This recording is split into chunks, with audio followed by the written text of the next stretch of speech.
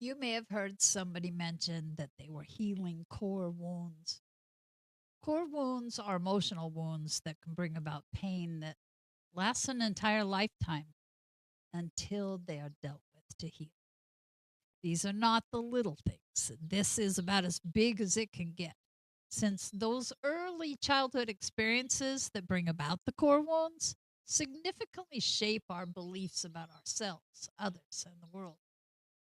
The wounds are most frequently formed in those formative years when a person's sense of self and safety is developing, and often arise from unmet emotional needs or painful experiences. It used to be people would refer to the five core wounds, but others have been added to the list depending on which article you fall upon. The originals are rejection, abandonment, judgment or criticism, humiliation, and failure. Uncertainty, betrayal, separation, abuse, fear, and loss are others you might come upon. And then there's the one I went in search of because it occurred to me that I was dealing with trigger after trigger and I wanted to know if it was a thing. It is. If you have felt the sting of being ghosted or blocked, then you've had this core wound triggered. This wound surrounds not being seen or heard. Not feeling seen or heard is often linked to feeling invisible or unimportant, associated with feelings of being ignored or dismissed. This can turn into a very strong sense of not being recognized, valued, or acknowledged. And of course, that hugely impacts self esteem. As a result, the following behaviors can develop: withdrawing from social settings or avoiding expressing personal opinions for fear of being rejected, prioritizing the needs of others, also known as people pleasing, in order to seek validation and attention, becoming extremely sensitive to criticism and judgment. And lastly, for fear of being seen as demanding or selfish, difficulty setting healthy boundaries. If you are thinking this core wound might be one for you to look at more closely, here are some examples of how it might have formed and how it might be playing out now. Possibly you weren't allowed to express your emotions as a child, and you now are afraid of emotional intimacy where you would have to express and share your feelings. Your emotions and or needs may have been repeatedly dismissed. When you're involved in conflict as an adult, you may find yourself declaring yourself wrong by default.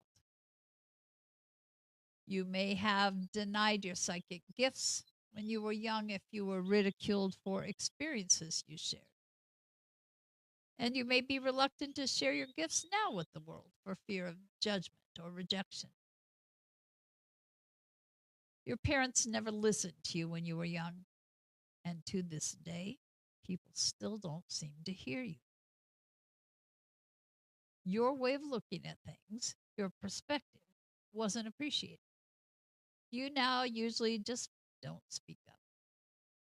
Or you find yourself diluting your presence so you won't be, oh, yeah, you've heard it before, too much. You were either always told exactly what to do or everything was done for you. So you don't see how capable you are. You might even have trouble supporting yourself. You don't have confidence in yourself. Your accomplishments may not have been celebrated, and so you tend to let your accomplishments just go on by without even acknowledging all you have done, or you minimize your accomplishments and any praise you receive. You may have been always questioned or mistrusted as to what you desired or your choices. You seek approval from others before you can accept what is true for you.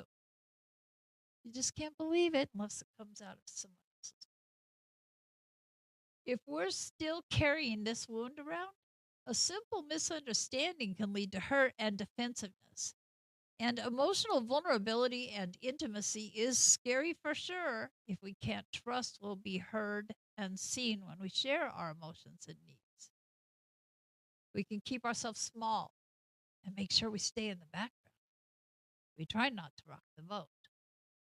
When we don't share our thoughts, feelings, and ideas, we're not allowing ourselves to be authentic. We can't control whether other people will actually hear us, but we can control whether we're offering them something to hear by speaking our truth. And here's the important part, without concern about whether it will meet with improvement. You'll take on the personal healing work when you're ready. Hopefully, you have benefited by learning a bit about the core wounds, so you will at least understand the triggers when they come up. Of course, once we take the issues on to examine them more closely, the triggers become less and less. And please don't forget to stop and congratulate yourself each time you have bravely taken on another piece of the puzzle. It's all going to eventually fit into a beautiful picture of healthier relationships and happy.